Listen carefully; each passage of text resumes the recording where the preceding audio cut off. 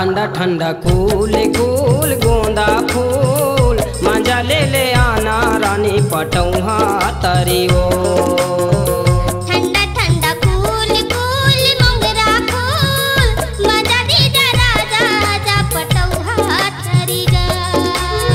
कहाँ बाहू पंखा कूलर कहाँ बाहू पंखा कूलर यही हमर बरे शेरो।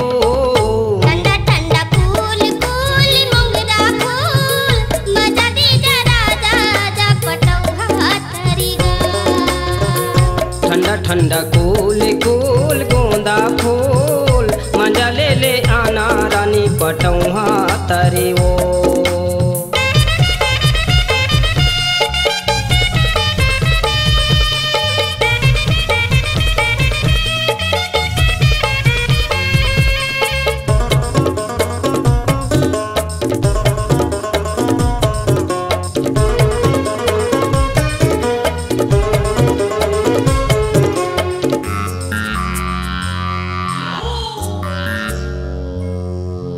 घाम तपत है जेठ नौ तपा के झोला गजब जना थे वो झोला गजब जना थे।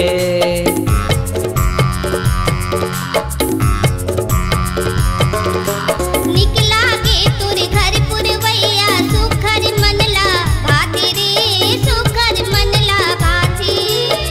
पुरता के पुरवैया हिलो रे पुरता के पुरवैया हिलो रे हंसले रानी तय खुल खुल।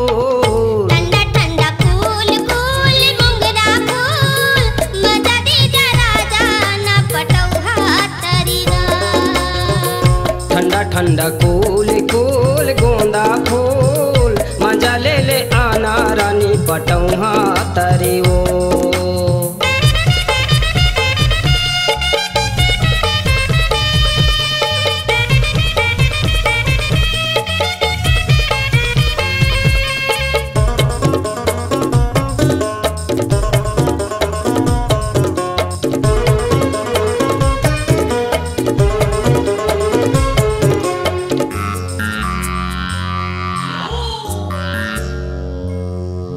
कार्तिक के महीना अगहन पूस अड़बड़ जाड़ा जना थे वो अड़बड़ जाड़ा जना थे ना।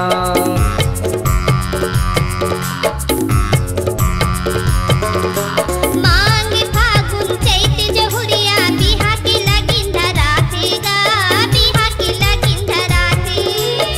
बैसाख बाराती डोलवा सजनी बैसाख बाराती डोलवा सजनी सजा के लाहूं फूले फूल।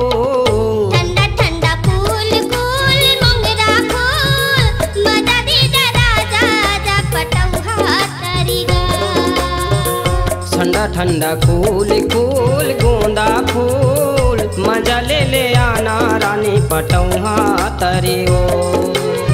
कहाँ बाहू पंखा कूलर कहाँ बाहू पंखा कूलर यही हमर बर शेरो।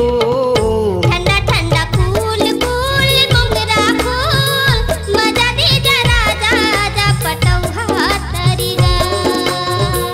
ठंडा ठंडा कूल कूल गोंदा फूल मजा ले ले आना रानी पटौहा तरी ओ।